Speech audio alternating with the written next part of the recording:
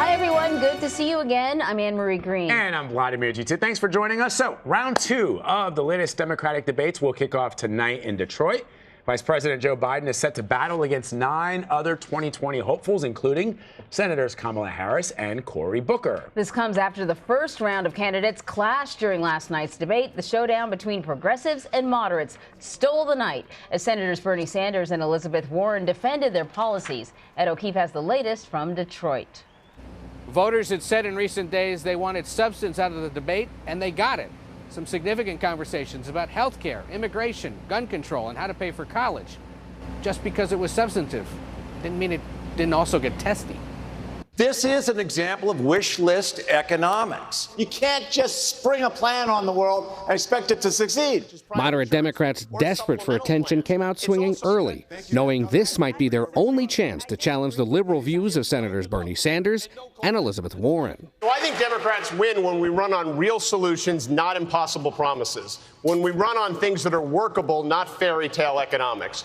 But the two senators anticipated the attacks and hit back. You know, I don't understand why anybody goes to all the trouble of running for president of the United States just to talk about what we really can't do and shouldn't fight for. Medicare for All is comprehensive. It covers all health care needs for senior citizens. It will finally include dental care, hearing aids, and eyeglasses. But you don't know. Second of all, you don't know that, second Bernie. of all, We'll come to you in a second, I do know, and I wrote the damn bill.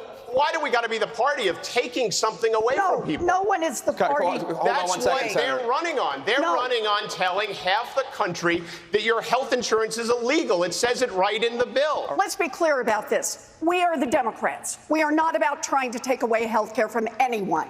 That's what the Republicans are trying to do. The other Democrats on stage also stopped short of Sanders and Warren's calls for decriminalization of border crossers. If you want to come into the country, you should at least ring the doorbell. We got 100,000 people showing up at the border right now. If we decriminalize entry, if we get health care to everyone, we'll have multiples of that. And continued to debate whether the government should be paying college tuition. My problem with some of these plans is they literally would pay for wealthy kids, for Wall Street kids to go to college. We can have debt-free college for low and middle-income students by expanding Pell Grants and compelling states to pick up more of the burden. The best thing you could do to stimulate the U.S. economy is to get rid of this debt. But all agreed on the need to defeat President Trump. Trump is a pathological liar. I tell the truth. Ultimately, we have to beat Donald Trump. Anyone on this stage tonight or tomorrow night would be a far better president. So folks here in Detroit, we're calling last night's debate the Motown Showdown. Maybe we call tonight the Detroit Do-Over. Former Vice President Joe Biden and California Senator Kamala Harris will be on stage again. Last time, of course, Harris surprised Biden by going after his record on civil rights. This time, Biden says he'll be less polite if his competitors try to attack him. Harris says she'll merely raise concerns and disagreements if they exist. We'll see what happens. Anne-Marie and Vlad? We will. Thank you, Ed. For more on this, let us bring in CBSN political contributor Molly Cooper and CBS News chief Washington correspondent Major Garrett. So I'm going to start with you, Major. Last time we talked, which was in the 7 o'clock, we were talking about the next debate. But let's go back in time now. Your biggest takeaway from last night's debate? So what I think is fascinating is this healthcare divide feels new, but it's actually not. Those of us who covered the Affordable Care Act, otherwise known as Obamacare, remember there was a strong progressive push back then for what? A public option. And when the Affordable Care Act became law, you saw polling data within 6 to 8 months showing some discontent in the country. Half of that discontent was on the left, not the right, because many progressive Democrats thought that the Obama White House capitulated by leaving in place the private insurance system and not doing something more aggressive to rein in the profit motives of private insurers. And the Obama administration said, credibly, politically it was impossible. If you wanted to expand health care, create the exchanges, create this process, you couldn't dismantle or even encroach upon private insurance. This is not a new debate among Democrats. And when those who had that point of view in 2008 look at what happened to Obamacare, they say we still have some of the same structural problems. High premiums, high deductibles. Why? Because the private insurers and the companies and the stockholders they represent keep the profit motive high, and are not about not only creating access, but creating lower cost health insurance. So they say, we were right. This isn't working. You've got to push harder. And what would they also say?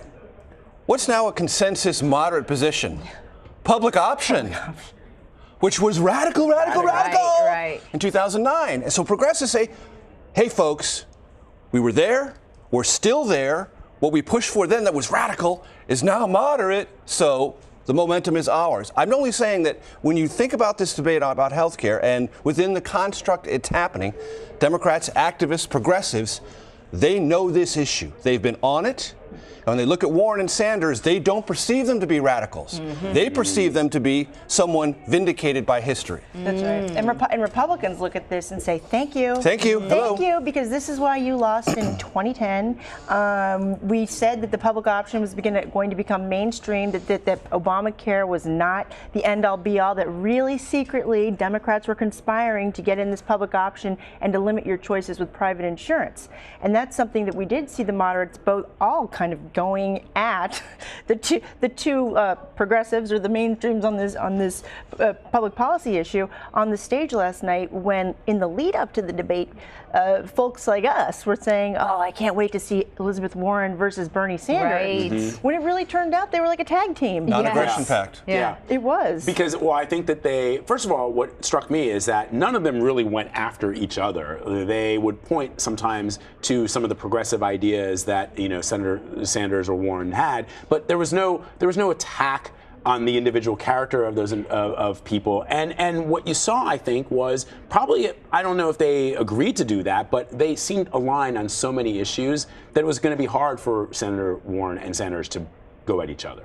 Well, that's right. And I think that really with the addition of Steve Bullock, as we were talking about, here's a Montana governor who won in a red state. He just finished a year as the president of the National Governors Association, where he focused on jobs. That was each president of the National Governors Association has a theme for the year, and his was job creation. He's liked by Republicans and Democrats, and he came out. People don't really know a lot about him. But I think they got a good sense of it. And he pointed out something that was interesting. While Senator Sanders and Warren were sort of talking about these more progressive ideas, he made the point, it was a blink and you miss it, we're the governors who have to actually implement some of these things that you guys are talking about, and we're not going to be able to get that done. If I'm in Montana, which is a red state, there's no way I'm going to be able to get some of this. That's right, and that's a big frustration that governors have when Washington D.C., especially with Obamacare, is like, hey, guess what? Medicaid expansion, not our problem.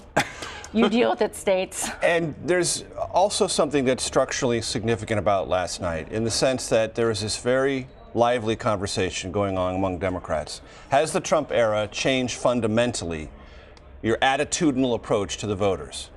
Progressives say Trump is loud, he's in your face, and he is pushing a conservative agenda far more aggressively than we ever imagined he would. Right. That's how you have to answer him. Loud, aggressive, and push your agenda as far as you can. Why? To concentrate the mind of the American voters, create a very stark difference, very stark choice. Base mobilization, one against the other, and then use the general sense of discomfort with Trump as the appeal to the middle. But solidify your base by being loud, confrontational, and aspirational. But I feel like that hasn't been resolved.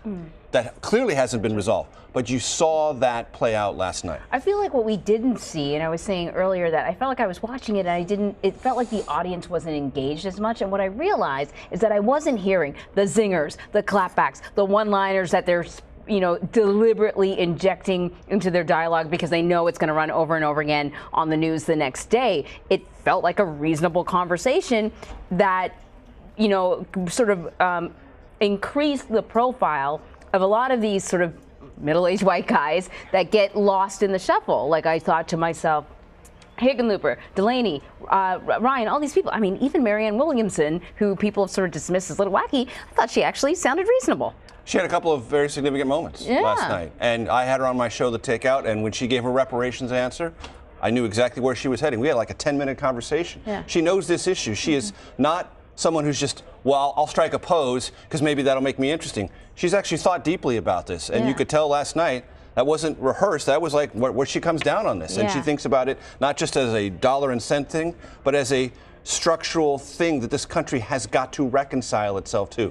Not just in terms of money, but in terms of its own psyche and in terms of its own coming to grips with this history. When she talks about that, I guarantee you African Americans say, she is on to something. So the question becomes then,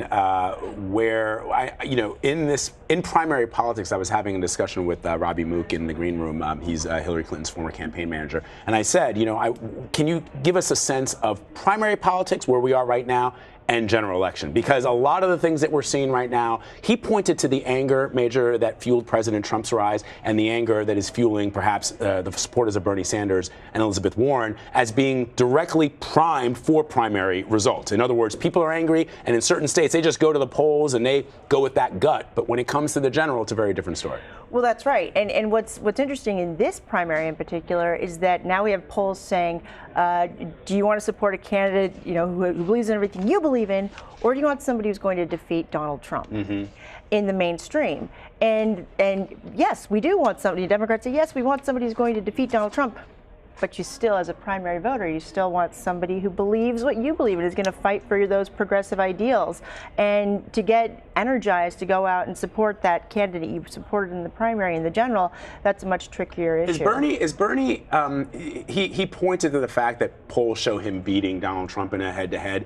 Is that a valid argument to make this early, Major, from Senator Sanders?